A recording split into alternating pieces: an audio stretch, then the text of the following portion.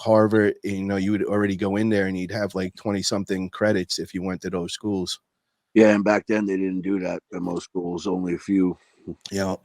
Yeah, no, we were years ahead of everybody. We would learn like what public schools would learn in 2 years and 1 year. They were insane with that shit. I'd be in trouble all the time. I'd always have to copy the Bible, so I know a bunch of the Bible, just because I was always copying it and staying after. And I used to shave my head and I'd have different color hair, and I'd come in and they would make me put shoe polish around, and I'd have to stay in the library the whole day, and I couldn't associate with everybody. The crazy shit they would do. And I didn't know the first day of school they had all our parents give their signatures that they would keep on file. So a couple of times I tried forging my parents' signature.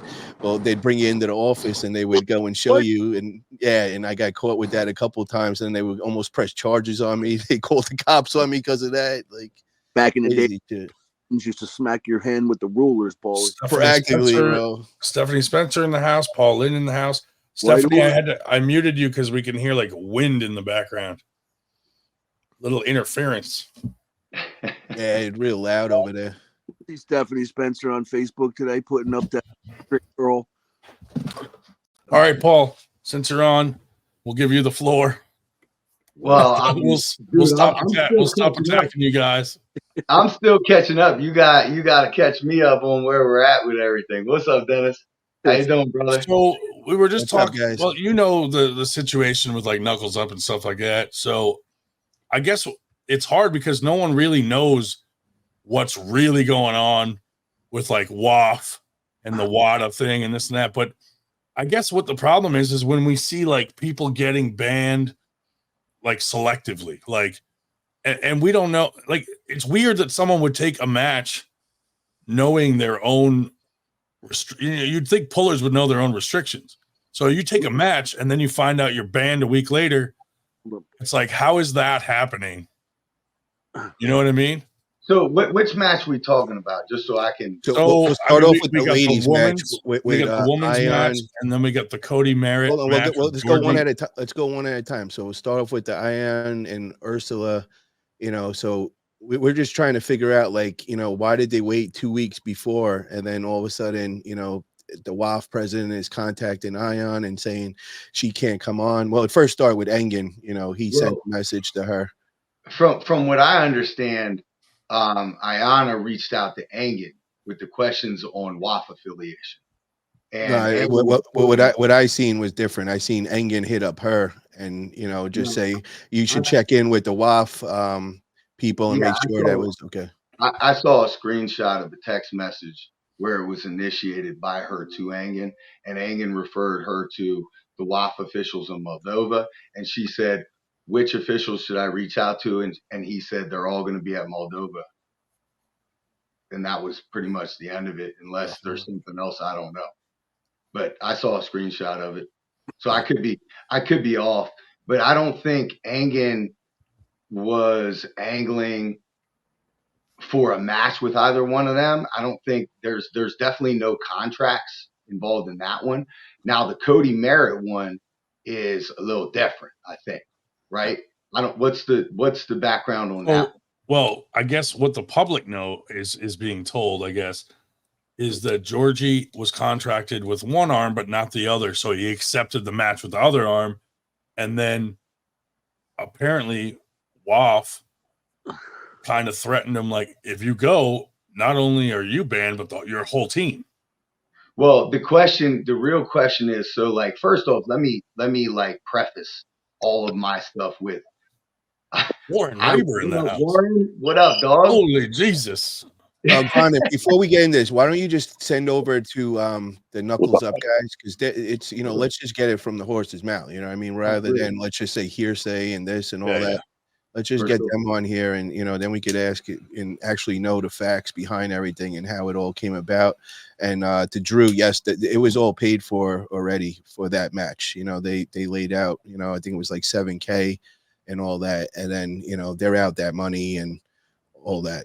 That's which match are we talking about? The Ion and the Ursula. Yeah. So number one. So, like, first off, I don't compete in WAF. I don't care what WAF thinks about me. I don't agree with the WAF bans. I don't agree with any of it.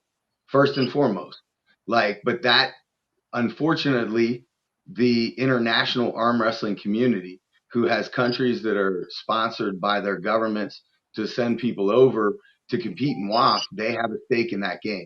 We don't in the United States. It doesn't affect me, so it doesn't matter to me. That said, my big question is why is WAF banning, or why is WAF saying it's not okay to compete at Knuckles Up? Who's One thing when we we're talk getting a about bad contracts. feedback. What's one thing when we talk about contracts for East versus West and King of the Table, but if both of those young ladies are not contracted athletes, why do they even care? Who's making that noise with that? What is that? It's like a cricket or something feedback. That's got to be me. I'm sorry. I'm outside, fellas. I apologize. I'll mute my shit. Okay. So if but this is the thing, bro. If you know what Engin is saying, if you're banned from WAF, then you're also banned from East versus West. You know, because if you're on it, the way I understand it is, if you are on the ban list for failing a drug test or being in bad standing, meaning, I guess, competing at IFA events or whatever at international level, then WAF being an umbrella over East versus West and King of the Table, there's an impact. But it's not a scenario where Engin is banning anybody. Those things are coming up. If Now, Ian and Ursula didn't fail no dope tests or anything, then why are they being banned from, working at Knuckles Up, which, was in touch with WAF and was trying to be compliant with them, and even was working around with what referees, they were using. They were trying to accommodate so that they could still be in good standings with WAF. That's my question. And the only thing that I can lean towards, which I don't know for sure, because I don't even know the WAF governing body, but the only thing I can assume is the referee choice. And that sucks. To me, it doesn't matter. It doesn't matter. And that's why Knuckles Up, it purposely dresses them in Knuckles Up ref shirts, and it's not IFA rules at all. No, Knuckles Up has their own rule set. I don't think that's where they're frustrated, because they're like, we're trying to accommodate WAF, and then when we do accommodate them, there's some other reason to. Yeah, no, I do. I don't disagree at all. Yeah. I mean, when you talk about the WAF IFA beef, I know just enough to be dangerous, but I don't know the inner workings of that. Yeah. And it's ridiculous. It's completely ridiculous. And it's gotten to a point where, from my perception, from the outside in, because it doesn't affect me largely, but it seems to be grossly petty and weird. Yeah. So we're not going to let you compete at this event. Yeah. It's not consistent across the board either.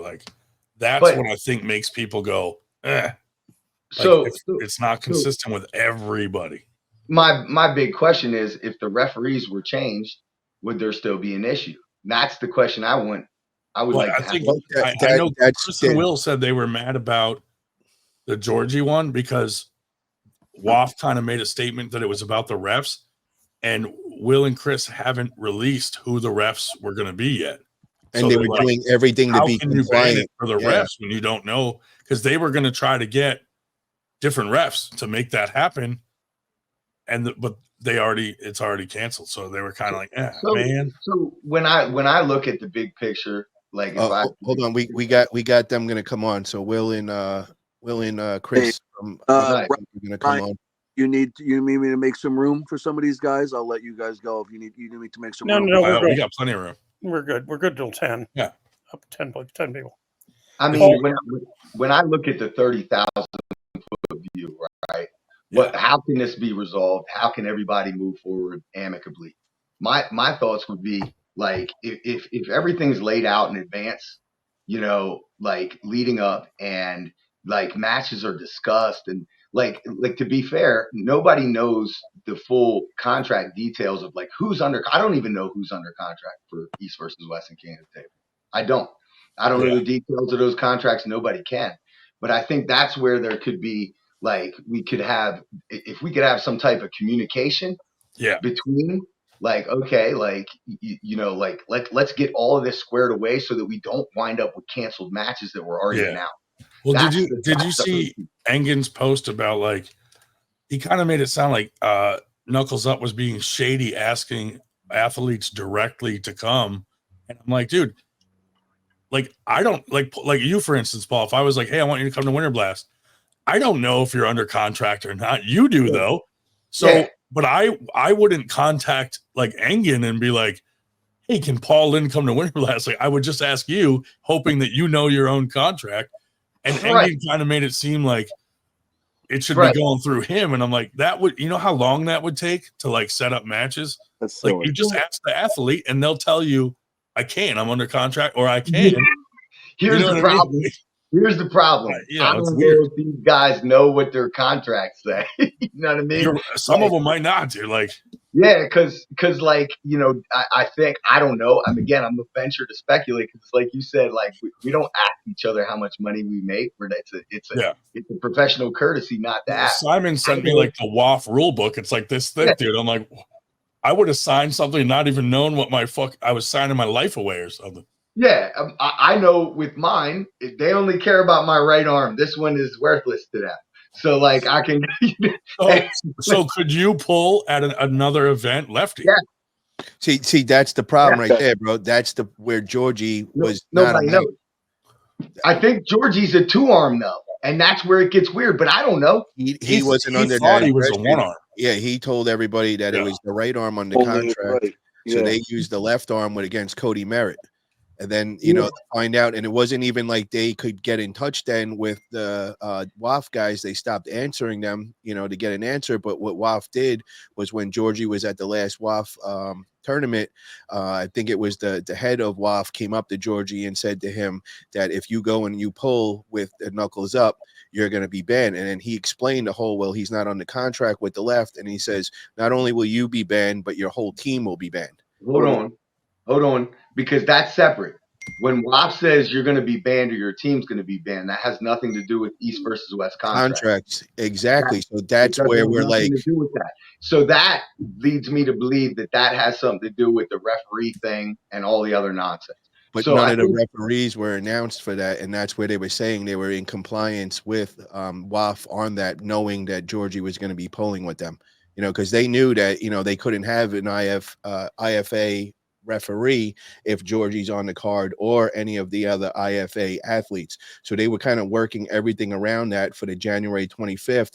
And then to hear that from Georgie, and then they tried reaching out the proper channels to find out, get clarification, and they can't even get an answer from the WAF now. Nobody's giving them an answer or even answering them back. Who is the WAF person? Because I've heard the name said, I can't even pronounce it. I don't know. Hassan is Hassan. Is it Hassan or something? Yeah, Hassan is the president. And you know, I want to wait because we got like 2 minutes, and you know, Knuckles Up can come up, and you know, because I'm kind of speaking for them, and you know how telephone could happen and things could get mixed up. So I'd rather just let them say exactly what happened, because they've been dealing with this whole thing from the beginning and all, and I don't want to get anything mixed up and all that. So, but generally speaking, like, Paul, what is this? Your team is banned shit. Your team? Like, because maybe I can. I am like the worst person because I'm not in one of these countries, but like the countries have to, I believe, apply for WAF affiliation of some sorts. So, like, there are countries who are on the applicant list. Okay. You know, some of like the West African countries, like Guyana, some of these places, these guys that we talked to, Ryan, you talked to a couple of these guys over there. They have worked for years to try and get their country to. I don't know if it has to do with their own government, whatever it is. There's a process to get their country recognized, and once their country's recognized, they fall under WAF, which is basically the closest thing to like the Olympics or something we would have here. So government, we're not in good with WAF. Go ahead. Sorry. So government contracts with WAF, basically. Well, I don't know if it's contracts, but once your country like Bulgaria being like, since we talked about Georgia, like there are certain Bulgarian athletes who don't compete in WAF, and then it can become like I don't even know the inner workings, but I know that WAF then has like an overarching control over that entire country's affiliation. This is 100% outside of the quote unquote professional. Like if we're calling WAF amateur and we're calling professional like East versus West King of the table, this is these are two segregated things. And to be honest, the scariest part is the amateur aspect to it. Like where if someone gets in bad standing with WAF, they can't even go and represent their country, or their country can't represent itself. What's up, guys? Oh, these two. Can you hear us? Yeah, loud and clear, bro. All right. What's happening, guys? What's up, Will? You guys are going to be the first promoters to get banned now. Whoa. Wait a minute. Whoa, wait a minute. You can't come on this show. I'm still trying to get under 300 pounds. I shouldn't be banned anywhere. First of all, the real question here is Paul Linn coming to Knuckles Up on September 14th in the front row because we have a safe seat for you? Oh, nice. Put him on the spot. Put him on the spot. You are killing me. Hey, You are don't sit him. killing me. Don't sit him near me. You guys are killing me. I swear to everything. I would love to be there. I get it. I'm super interested in the Ryan Bowen and Andre Shark match. Oh yeah. I feel like that's going to be juicier than people think. But I am so tied up in football, like high school football coaching, and now I've been roped into my son's 8-year-old peewee stuff. Like it is impossible. We'll even make sure that nobody takes a picture of you today. We won't let Engin know or anything, bro. So aren't you? If I can be there, I'll be there. Engin don't. Aren't you too big to be playing pee-wee football? I wish I could still play pee-wee football. I heard that's the most. Honestly, I've heard from many of my friends who play that some of their favorite times is when they were between the ages of like 5 to like 12. That was like the best football years of their life. Dude, I didn't even play then. I didn't even find the sport until I was like 13 years old. And then I was addicted. I missed all that, the golden years. Oh yeah. Well, anyway, but just we wanted to take a moment just to hop on and just first of all just clear the air and let me just start off by saying, and Chris, if I'm saying any other thing wrong, just hop in is,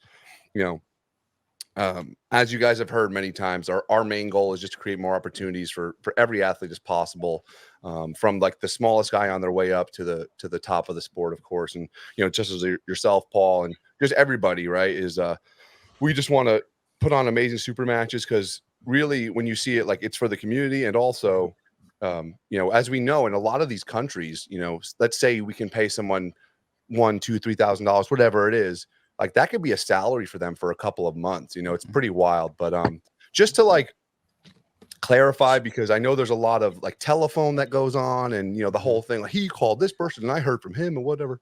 It's an honest thing. So since we started, Knuckles Up 1, and we'll break it down very simply. Like the first one, right? We just tried to get the coolest, biggest names we could. We didn't understand the politics of WAF and all that stuff. We were just bright-eyed and bushy-tailed, right? Mm-hmm. And then, unfortunately, 11 days before Knuckles Up 1, we were told about Gabby not being able to compete because of banned athletes, and it sucks. We lost $7,500 on flights and all this, and it was just like, what, it happens. We're gonna move forward, and that's it.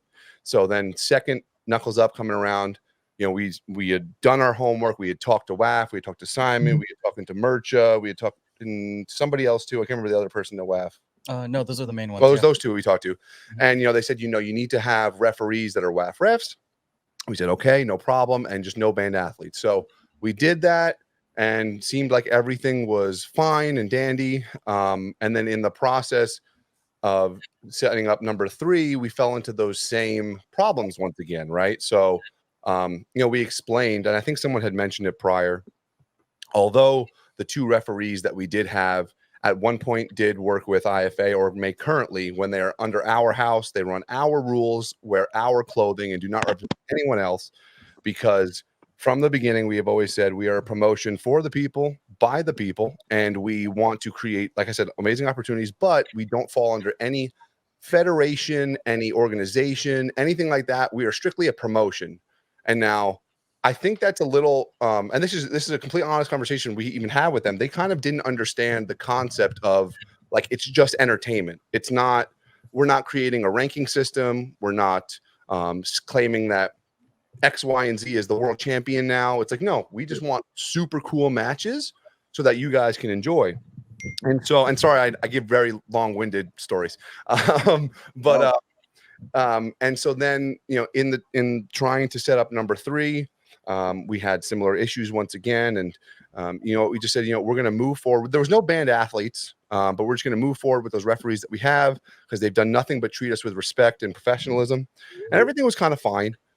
And then we started planning this one for number 4, so for September 14th. And everything was going great. You know, we had this new venue and all this stuff and phenomenal. And, you know, and Paul, Ryan, everybody on here, you've all, you know, been a promoter or held your own events. Side note, my first ever tournament was Keystone. Just saying. Took third on the left arm in the amateur, fourth on the right. It was when people were going nuts in the amateur, like, what the hell's going on? Yeah, that was me. Yeah. It was a good time. Actually, you can see right there is it's hanging up on the guitar in the background. The red, see the red thing? That's the Keystone. That's the Keystone medal. But as we were planning this one, right, we had set all of our matches and seemed to have done our due diligence, right? And then, of course, the situation occurred that Ayane was warned by someone from East vs. West. I'm not the type of person to name names and that type of things, that, you know, she may have some issues with WAF. So she reached out, and then, of course, that match was canceled. We totally understand. I get it. Her and Ursula are, you know, up and comers in the sport. They want to prove themselves at WAF. And we respect that. And the last thing we want to do is tarnish anybody's name. But we did ask what was the reason why. And it was because of, once again, because of referees, but also because of banned athletes on our card. So we said, okay. Who this card? This card. So I'll get there in 1 second. I'll get there. I'm coming right there. So once again, we, you know, reached out to Simon with no response and a couple other people. But we said, you know what, it's okay. Like, it's a tragedy, the women's arm wrestling, but we're going to move forward. And then yesterday or 2 days ago, we got a phone call from Cody Merritt, gentleman of a guy, by the way, absolutely awesome gentleman. The best. And, he had said associates of East vs. West had reached out to him and told him that Georgie was contracted, so he couldn't pull. That was his side of the story, and that's it. So we said, you know what, let's reach out to Georgie. But side note, we have had conversations with Georgie the entire time. He said, I am only contracted on the right arm, specifically in his own words. We have it as proof, but once again, I'm not that type of person. And he said, the left arm is fine. We said, wonderful. Thank you. That's great. Set it back on July 5th, and we were all set and good to go. And then, so, you know, he said, Cody, we're going to call Georgie and just talk to him and see what's going on. So we called Georgie, and he very politely answered. And he said, guys, I was just at WAF. I talked to, I believe it's Asin Hajitatarov, who's the head of WAF. And he had stated to him that if he had come over here, that he would be banned, and so would his club, from competing at WAF. And we were just like, oh, geez, like, that's not what we're trying to start for you. Like, but we said, hold on. If we have WAF refs and if we have no banned athletes on our card, would you still be able to come? And he said, no. Is it Arson or Asin? Hassan, I think. Hassan said, as long as you go to a Knuckles Up event, you will be banned. Now, it's frustrating because I think. Go ahead. By the way, my bad. I think have you confirmed? Have you discussed? Have you gotten contact with Hassan? Yes, and yes, we have personally talked to Simon, and the very frustrating part of this whole conversation is he sent us a list of all of the banned athletes. No one on Knuckles Up 4 is banned on that list whatsoever. What about Hassan? Because I don't think Simon always has the most up-to-date stuff. I feel like if we ever want to get to some resolution of all of this, we got to get to Hassan directly, in my opinion. Oh yeah, I don't disagree, and we would love to have that conversation. But from what we understand, it is an updated list. First, if you go to the bottom of the page, it says when it was last updated. But secondly, because we were given a separate list on Knuckles Up 2. No, really, what I'm talking about is not about the banned athlete list, because like if you know you don't have any banned athletes on, and you're not using referees who are not Sure. in good standing, then what is the reason? Like that's got to be. There has to be a way to get in front of Hassan. Yeah. And Yeah. let's talk about that, because I feel like when we talk about like East versus West contracted people, like that's fairly, like we all don't know who's under Sure. contract, what arm. We don't know those details, but we could find them out. Like we there could be like a communication where we find that stuff out ahead of time so that matches don't get canceled. I completely agree. And I don't mean to Can I ask one question though? Because thing, I want to just make a distinction. So who was the contract for Georgie with the right hand under? Is that East versus West, or is that King of the Table? Wow. Or, no, it's a East versus West contract. And Paul, So- I guess all I was going to say is we believed, and we still think it's the correct way of. I think you guys were just mentioning it. Like we did our due diligence. We asked the athlete themselves, who should know, right? Like what their contract is. But that was the weird thing, right? It was a discrepancy. We heard that from not even about the arms. The discrepancy was Cody was told it was because he was contracted from people at East versus West. Georgie said it was because of what we do in terms of athletes and referees. So I'm like, that's kind of what sparked the whole video in the first place, because we were like, guys, like, right. So the Ayana thing, just like to clear that up. Yeah. My understanding is Ayana reached out to Engin and she directly referred him to the WAF people, and referred to the WAF people. The Cody thing is the one that I'm not privy to. And you're right about the Ayane thing, by the way. That's exactly what happened, and it was unfortunate, but there was so we were like, okay, there's nothing we can do about it at the moment. Yeah, so I think like if we're, like I said, if we take that 30,000 foot view and we say, how do we fix this, right? Because I believe that Knuckles Up is an incredibly valuable promotion for the United States. You know, I think like you guys are the production level. You and what Chance has done, you guys are like the cream of the crop. You know, Magda's doing some great stuff in Canada. These things are the developmental, like, and it's not even to say like East versus West is no. Some of the people that you guys are hosting on Knuckles Up will wipe the floor with East versus West people. You know what I mean? Like this is an important part of our sport, you know? And I feel like there's so much communication being missed. And I think the biggest part is that we in the United States, because we have no access or have no interest in WAF. Like, exactly. Like we look at it as like, it's pretty simple, right? Other than, like I said, like creating opportunities for these athletes, is like we're trying to create a system, right, of ways for these people all over the world, you know, to make a name for themselves. Like they like, thankfully we're very proud that we got the Arnold Classic. So now that we have the Arnold Classic, oh, you see, he doesn't like me. He just hopped off. That was so cold, Paul. The real question here, honestly, is what the hell did you guys do to Hassan? No, and not honestly, not, and but we're still at the confusion, because this is where I'm getting, because I was told there was two separate things. You know, we got a contract for East versus West, and then we also have, you know, where it's WAF has the problem.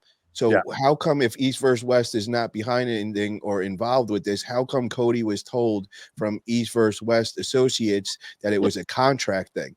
And now what I'm under the impression now is that Georgie is under contract with the right arm with East versus West somehow. So what does that have to do with the WAF and the left arm? Yeah. Well, that's the big question. So is the question at hand, like the fact that IFA referees were used and WAF is going off of that? Like, where is the communication piece with WAF? Because East versus West and King of the Table contracts are what they are. They are written contracts. Yeah. So if there was confusion on which arm, is it both arms? Like, what is, that's totally separate from what I'm understanding about Georgie. Because if the WAF people are saying, if you compete here, your entire team is banned, that is not an East versus West thing. And was Cody Merritt confused and whatever? I don't know. I don't know. Yeah, but like to me, that smells of WAF saying, if you're saying Bulgaria is going to be disqualified from WAF for one athlete competing in Knuckles Up, that is not an East versus West thing. Yeah. Oh yeah, and just to clarify, it wasn't that all of Bulgaria. It was just like, I guess, Georgie and the club that he works out with, right? Right, because they have two, and they have, and if I follow correctly, there are certain Bulgarians that can't compete in WAP, which is so weird, and I don't understand exactly. that. And to be frank, I think I'm assuming that's where we're only privy to so much of the politics, right?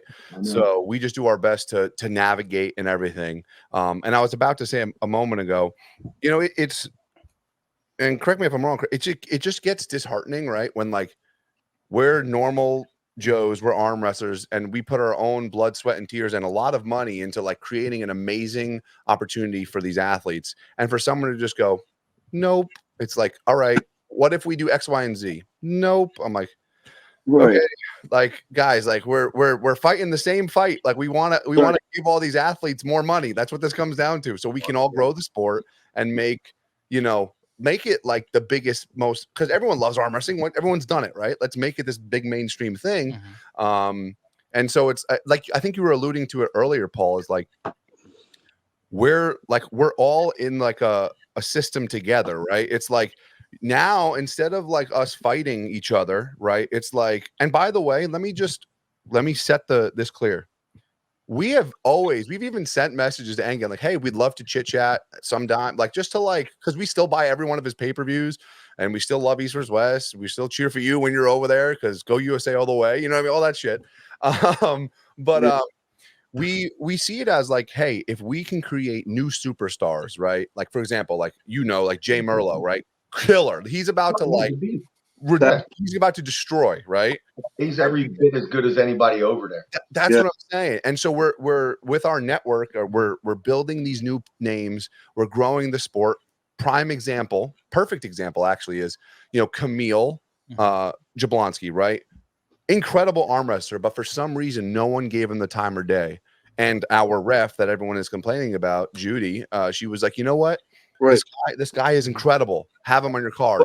He comes, he beats Dave Chafee. He comes, he beats Cody Merritt. Right, but if Camille a WAP guy, like how come that seems like selective targeting? Like how come Camille was able to? I couldn't tell you. That's why I don't know. I mean, so I think the big thing that should separate the whole thing is you got Craig Touye is the primary example. He was on East versus West 14. Yeah. He's going to compete at Knuckles Up. He will be back at East versus West. Sure. It's not East versus West like saying, okay, you can't compete over here. Like I think it's the bigger WAF thing. And I got 5% on my phone, and I hate to volunteer myself for anything. But if Chris and like guys, if I can. It's Will. It's okay. I understand you forget my name. It's all good. Now, Will, if I can ever help with communication, I can't get to Hassan. I don't know Hassan. I don't even know what country, where, who, what, why. But if I can ever help with like helping you find out, like if you want a match, like is this person under contract? I can ask. Sure. I can help bridge that if needed. I can't do anything for Hassan. I don't know anything about these people. Sure. And I think that is like, you got like the East versus West contracted thing, and then you got the WAF stuff up here that is like that Engin is operating in Turkey, and he's got his position for the Turkish national team. And unfortunately, with the international situation, like there is a monopoly. And WAF is that monopoly, and IFA is that branch off. And I don't know, there's no arm wrestler. These guys do not give two shits about us. These arm wrestlers, because we're not going to WAF. We don't, the money that they're making is not coming from quote unquote professional arm wrestling. Right. They don't care. They only care about the leverage that they have in being the organization that they are, that leads the way for amateur arm wrestling and countries being represented.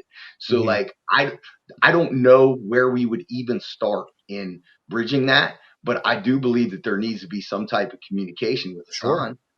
Yeah. And if it's important enough for them to say, hey, you're going to be WAF banned if you go to this promotion, it should be important enough to talk to the promoter, in my opinion. Yeah, 100%. One thing I do want to address actually is from what we understand, they actually just passed a rule stating that any event outside of WAF that has WAF athletes, needs to be sanctioned by WAF. Am I correct in saying that, Chris? So any event that's hosting athletes on an international level needs to be approved by WAF to use WAF athletes. So and just follow me here for a moment. This is where like it hurts me personally because many people don't know I have been at the top level of powerlifting. I was a relatively good strongman, and like we all know what every athlete does to get to the top, and I get that, right? So from the way I look at it is WAF is with WADA. They want to get to the Olympics, and I want them to be at the Olympics. We all do, right? Yeah. So to be at WAF, right, everyone's drug tested, blah, blah, blah, blah, blah. So if they need to then go and sanction an event who is a WAF sanctioned event, right? Because there's WAF athletes there. The way I look at that is that all of those athletes then should be tested, right? And then it'll be a WAF event. And now please, I say this with all the respect in the world. There are a lot of WAF athletes that compete at East versus West. And I'm not saying I know who does what, but we all know that some of the best athletes in the world, they do what they have to do to be the best athletes in the world. So why is that discrepancy and hypocrisy there? It's just for me. It hurts me because I know what it takes to be the best athlete in the world. And I would never stop anybody from doing it because like they've asked Olympians, if you were to die in 5 years, if you got your gold medal, would you? And they all said yes, because it means that much to us, right? It means we want to be the best. We put the hours of hard work. But when there's a hypocrisy like that, it just hurts because I'm like, I know what it takes. You all know what it takes. And it's like, what's going on? Well, I think the bigger thing is if we're saying there's any international competition that hosts WAF athletes, it has to be WAF sanctioned. I'm not in agreement with that at all. Well, no, but that is they like, literally get into all of that. That's really wild. And yeah, they just passed it at WAF. Yeah, that's basically saying the only like international events that can happen have to host countries. Pullers from countries that aren't WAF affiliated. I'm not cool with that. That doesn't make any sense. Think of it this way. I don't know if that's true. No, it is. That is an official statement from WAF. That is a rule that they made at this previous WAF that any international competition using WAF athletes need to be WAF sanctioned. And now I 100% agree with you because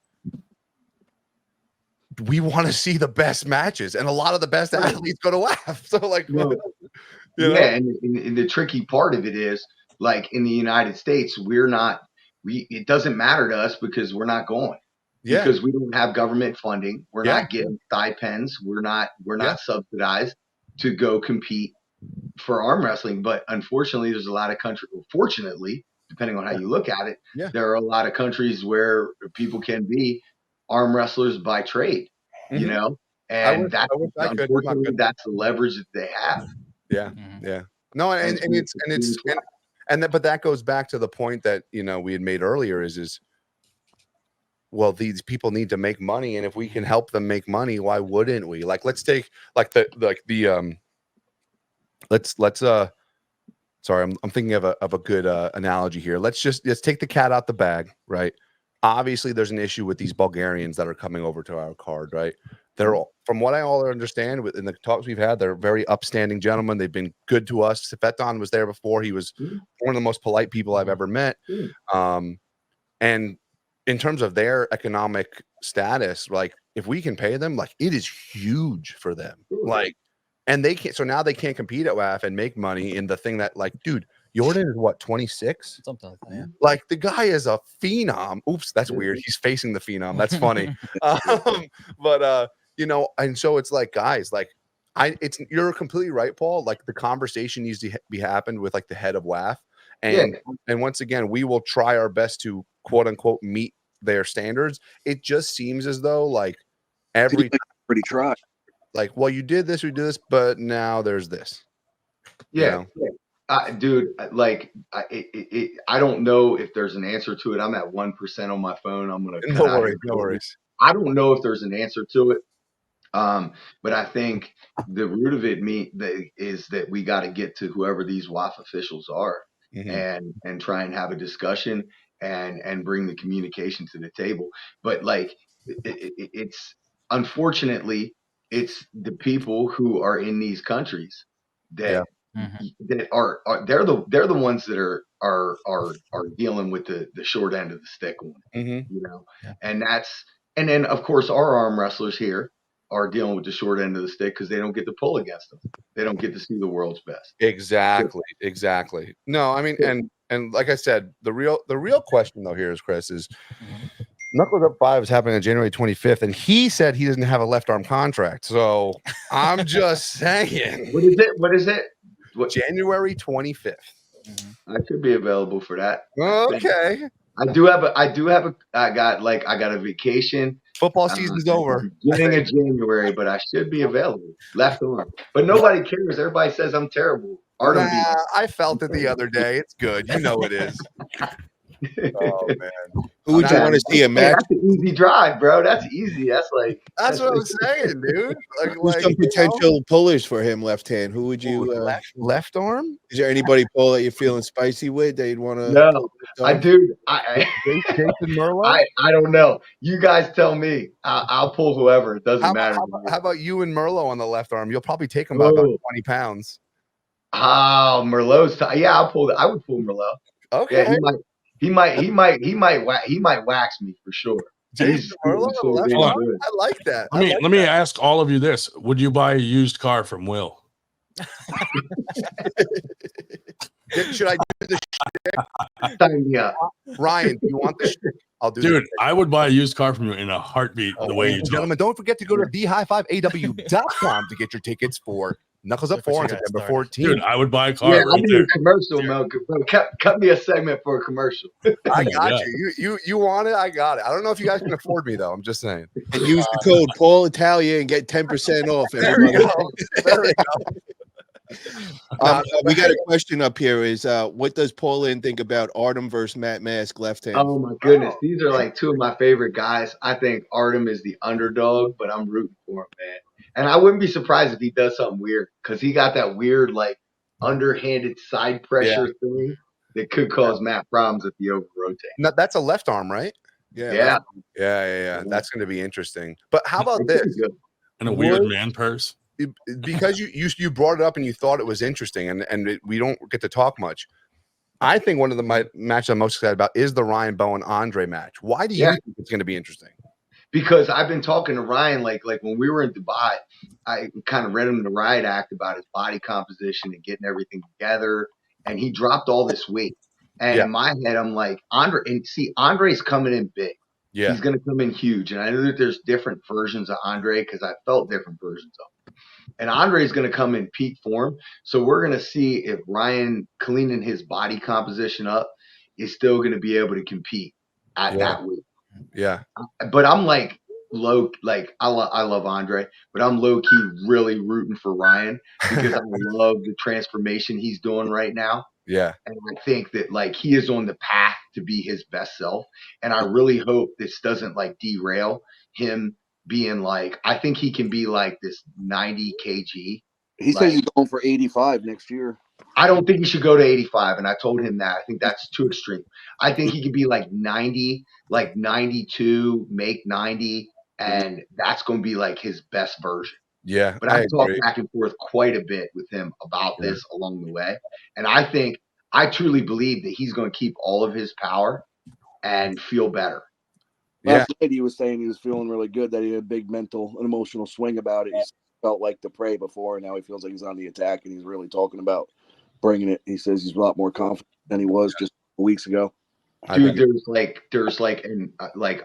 sure a lot of us can attest that like when you feel good, when you feel confident, you feel like you've done the right stuff, and even if you're lighter and you feel good, you feel healthy, and you like what you've put in, you like what the mirror tells you, you're gonna have a level of confidence that you won't have just being bigger. You know, bigger isn't always better. It's so true. It's so true. You know, it's about the sweet spot. It's finding that sweet spot, like where does everything balance out, and where does your body feel most healthy? Yeah.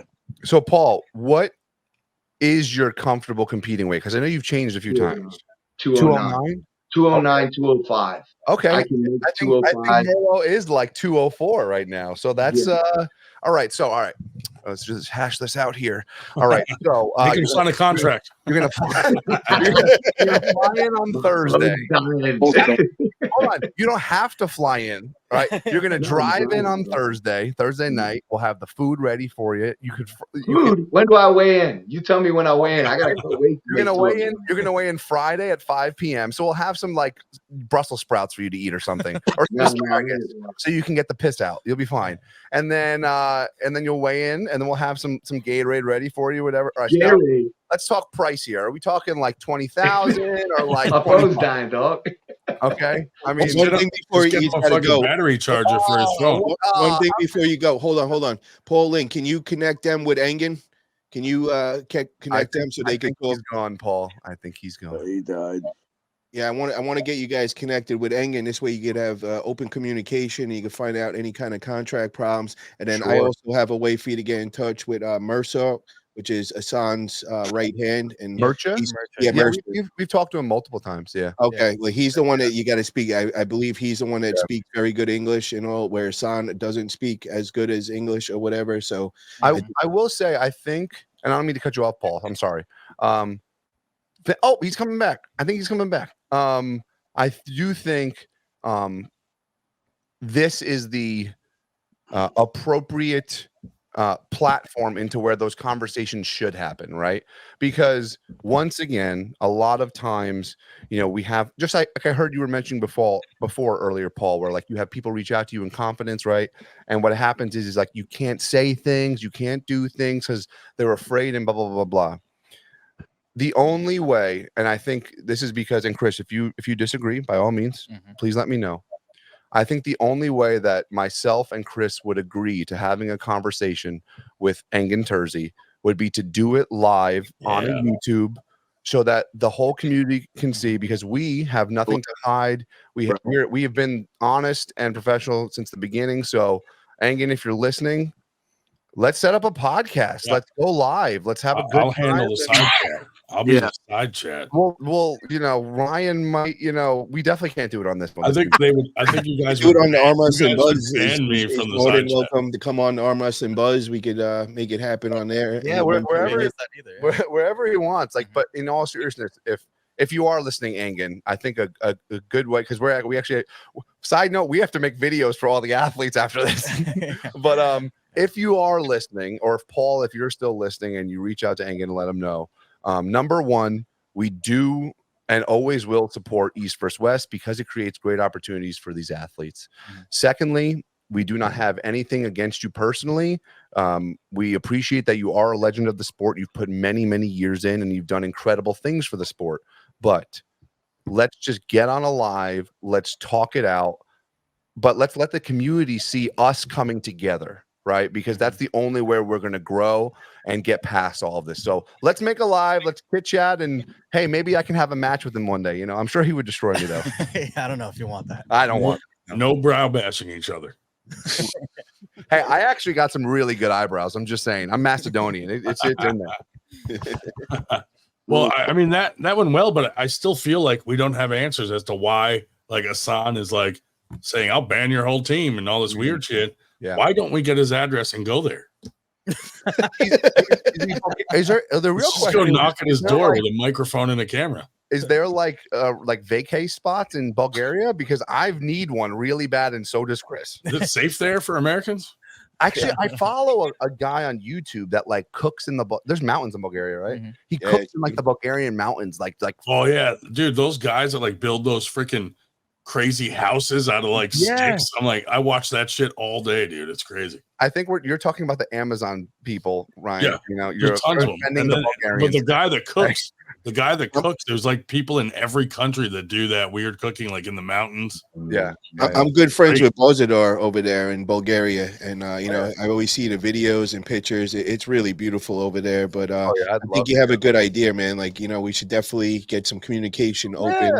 And, let's get on a live. Let's talk it out. Let's let the community see these people coming together rather than it's always he said, she said, that, whatever. Like I heard he's open to going on a live. So Yeah, well, now it's out there. So the Wait, invite. where did you heard that already? Does it work that fast? No, I heard it way before. Like he was talking to someone and said he would go on a live. So I mean, yeah, like you said, we're absolutely open to it. Coming from our home in good old US of A. Let's do it. Let's get a live podcast going. I think it would be cool. yeah. Maybe thank you guys for coming on today, bro. And this way we got somewhere. We're this is productive talk. This was a great start, and hopefully this will open up the communications between everybody. And we can keep this all positive and show that we're a community that everybody just wants to grow arm wrestling together. 100 million%. And that's what it's all about, right? At the end of the day, is he's my coach. Everyone's got a coach. Everyone's got teammates. Everyone wants to compete, get better. We all want to go into great tournaments. We want to go to Winter Blast. We want to go to TAL. We want to go all over the country. We want to make sure that we make it to these pay-per-views. And then we get to go to East vs. West. And then we get to pull these guys. And that's what it is. Like, hey, let's remember one thing. This is a dick measuring contest, okay? All right. I always fall short. Am I wrong? That's why I always lose, I guess. But yeah. All right, fellas, I'm about to get out of here. A great talk with all of you, and I'll check everybody later. Thank you guys for inviting us. We're gonna hop out. Thanks for you guys coming on, and I don't know if we got any answers, but at least we know that's okay. We asked the questions, but Paul Linn probably doesn't know any more than what he's saying anyway. We got to get to the bottom of this WAF shit and get those guys. We got to. If we put a little pressure on them, maybe they'll come out of the woodwork, Like Bowen was saying last night, it's good that you see, I'm glad Paul came on, because you need some of those high level, high status guys trying to bring some awareness to some of this stuff. And like Bowen was saying that he's had WAF bans, and he was saying that he really thinks that it would be interesting if some of the people just kind of, contracted or not, took a stand and said, I'm going to pull who I want to pull regardless. And because you see the guys like Camille or certain other guys that are doing this, and they don't seem to suffer any repercussions or consequences for it. So it seems like certain people could just do it and let be what's going to be and nothing happens. So, he says he hopes more people kind of step up and do that same thing and just say, and watch, they're still going to get invited anyway. Yeah. It's crazy. Look, we're in a very interesting time of the sport, right? Thankfully, there's more eyes on the sport than ever before, which is incredible.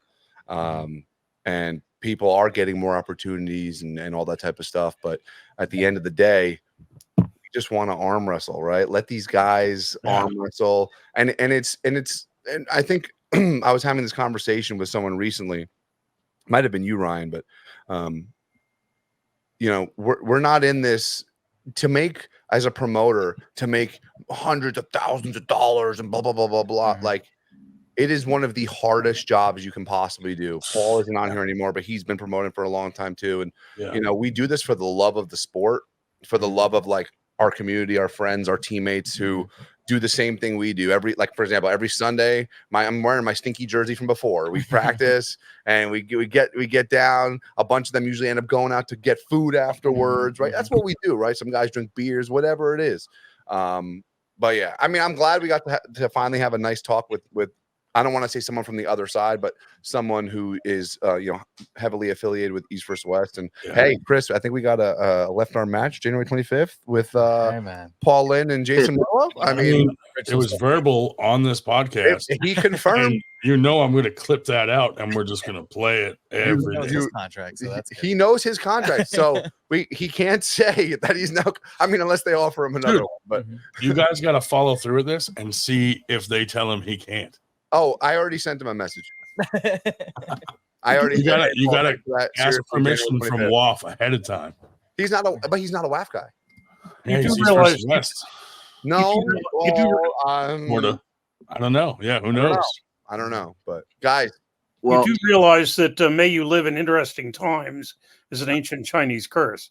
And Will, real quick, you ought to really consider a used car dealership because the entire chat was saying that they would buy used car from me. Someone said they would buy a house from me. Yeah, dude, Yeah. you're in the wrong business. It was Warren You River. want to make money, go become a realtor or a car salesman. And I can do it custom too. You want me to talk like this? Please Or don't you- get him started. You adjust your accent to the customer. Whoever, Get the whole library. Ryan comes Believe in. I'm like, oh, guys, you want to buy the house? Yeah. I All you talk- All you gotta do is give me a complimentary donut, and I'm buying a car, Oh, dude. man, I will get you a dozen from Krispy Kreme. You'll be all set. Just You'll be what I all need. Oh, man. So I- But yeah, thanks for coming on and clearing some of that up, because it was hard to not have you guys on and trying to like talk to Paul Linn about it, because we needed like the facts. And, Yeah. and you guys are doing a great job for what it's worth. You know, we were setting up and we were watching, and again, we really do appreciate it. I do have to ask you an unrelated question. Did High Five have their usual practice day at 5 o'clock? No.